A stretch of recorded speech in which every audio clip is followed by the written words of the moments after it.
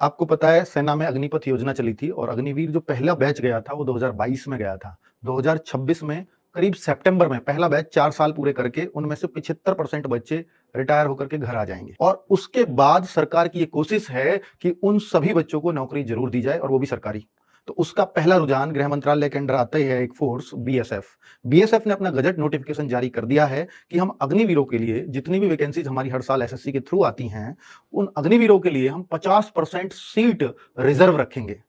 और अग्निवीरों के पहले बैच को 5 साल की एज छूट भी देंगे, अर्थात जो 18 से 23 साल की एज है उसको 18 से 28 तक रखा जाएगा और अगले जो अग्निवीर के बैच आएंगे उनमें एज की छूट 3 साल की होगी। हालांकि ओबीसी एससी एसटी को अलग से मिलती रहेगी 3 साल और 5 साल की, वो ऐसे ही चलती रहेगी। अब 3% जो ट्रेड्समैन जाते हैं तो वो भी अग्निवीर कैटेगरी में 4 साल में वो भी बाहर आएंगे आर्मी से,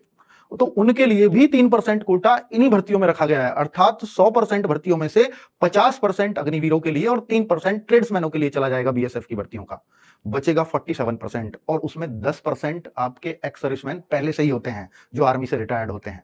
तो भाई अब जो वैकेंसीज ओपन बचेंगी बीएसएफ में बात कर रहा हूं, बाकी और फोर्सेज में आईटीबीपी में होगा या सीआरपीएफ में होगा, सीआईएसएफ में होगा, अभी उसकी क्लैरिटी नहीं आई है, लेकिन ये बीएसएफ में फिक्स हो गया है कि अग्निवीर को बहुत ही ज्यादा तवज्जो दी गई है। तो निश्चित तौर पर बच्चों कि उन बच्चों के लिए 2027 में जो भर्तियां आएंगी एसएससी की, 2026 में जो चल रही हैं इसमें कुछ नहीं होगा, लेकिन जो 2027 में अगले साल जो एसएससी के थ्रू आएंगी उनमें ये कोटा फिक्स हो जाएगा, अर्थात ओपन भर्तियां बहुत कम रह जाएंगी। मैं कहूंगा कि आधे से भी कम रह जाएंगी जो सभी के लिए आज ओपन हैं। Thank you.